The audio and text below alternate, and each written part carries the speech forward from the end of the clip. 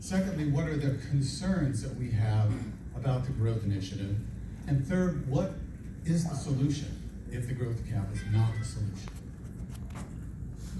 So let me talk first about what's important to the business community, and I think you're going to recognize some of these things.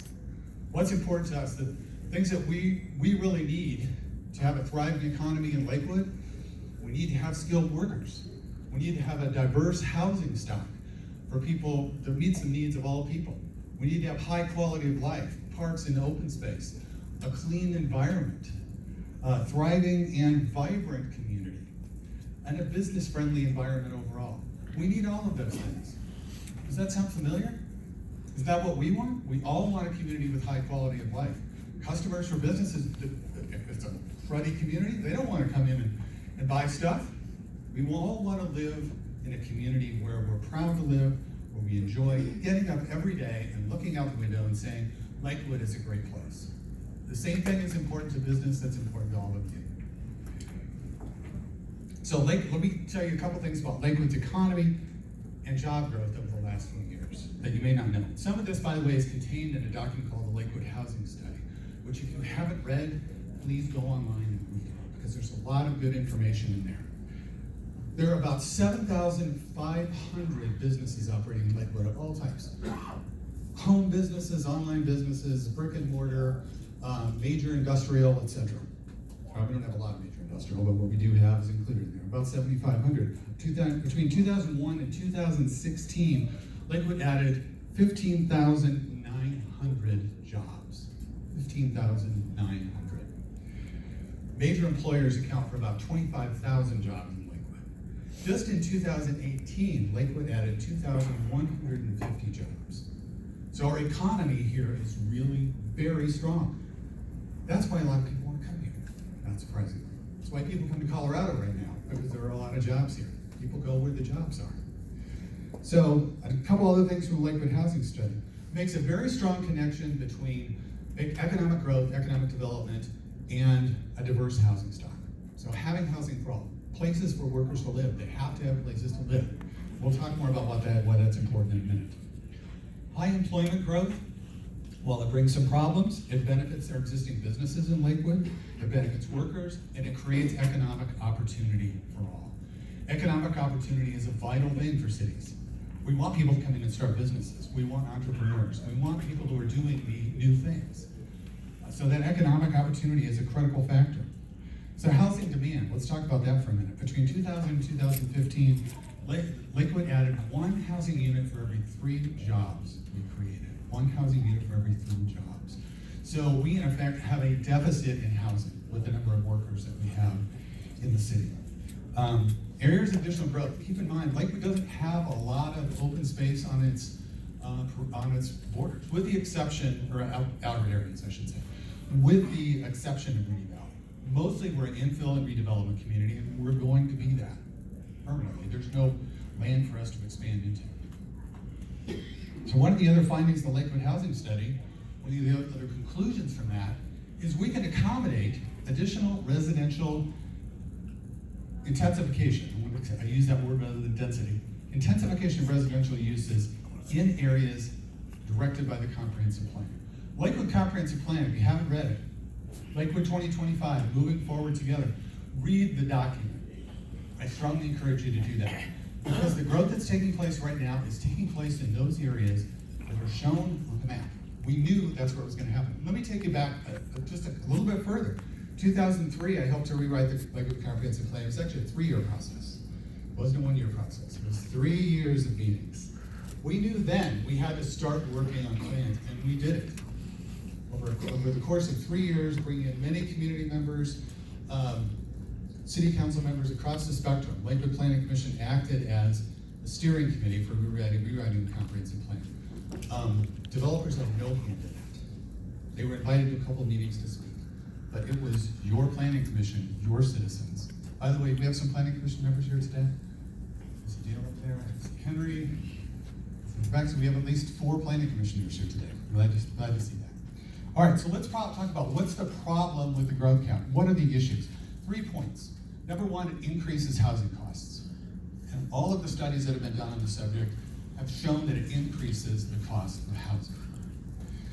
How does that hurt us? It harms workers. If workers don't have places to live, they gotta live outside Lakewood. We'll talk about why that's significant in just a minute.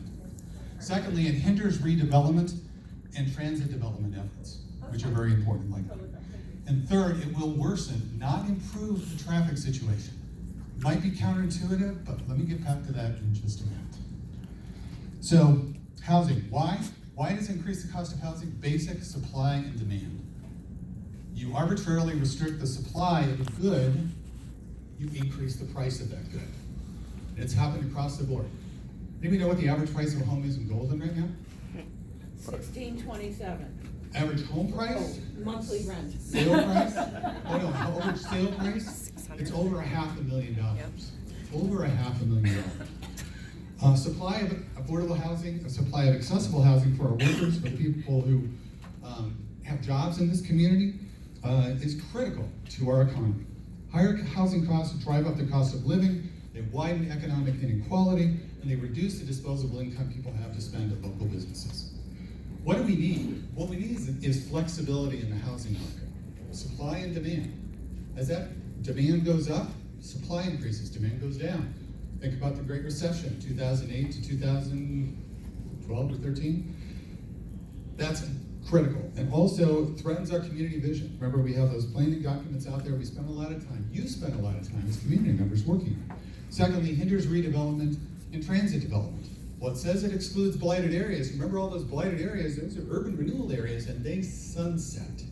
So West Alameda, where I work, sunsets in 2025. Urban renewal goes away in 2025. I can tell you redevelopment is not going to be done in West Alameda by 2025. And actually all of those areas do sunset. Limit 200, Initiative 200 does not sunset. It does go away. It's there in perpetuity unless the voters get rid of it.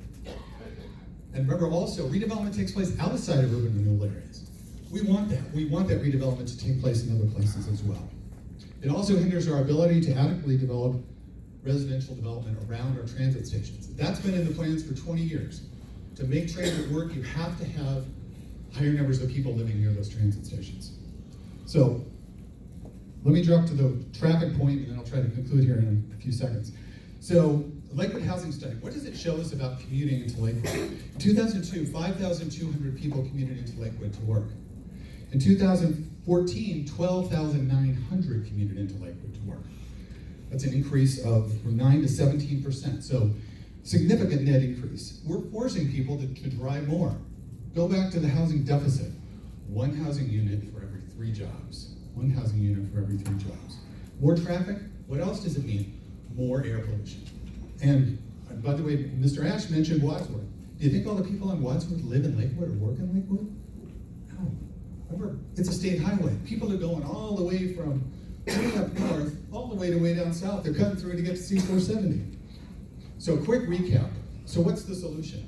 Let's look at what Lakewood's done over the last 10 years. 2012, the zoning code. I agree, the zoning code's not perfect. Unintended consequences. One of the things I said when we passed that was, it's not written in stone. It's meant to be a living document. So if the problem is unintended consequences from the zoning code, zoning code, we're trying to move too fast. Let's go back and fix that. And we're starting to do that, and I applaud the current council and the development dialogue. Lakewood Sustainability Plan. We updated our development dialogue process, and open space was mentioned earlier as well. Remember that in 2018, you, the voters, approved Initiative 2D. More money for open space and parks, more money for infrastructure. $8.5 million the first year, about $2.5 million each succeeding year. You want more open space? You buy open space. That's the way it works. Now, it's important to be part of developments as well, don't get me wrong. About 25% of all the total land in Lakewood currently is parks and open space. So one final thought, and then I will hand off the mic. Sorry, I took too much time here.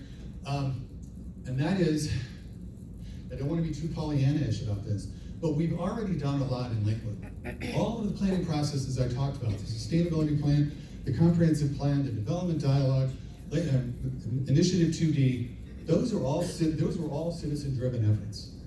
We can work together. We are all smarter and stronger together than we ever are alone. So let's work together on what we have to build a better community. Let's not take a sledgehammer to it with this initiative. Thank you.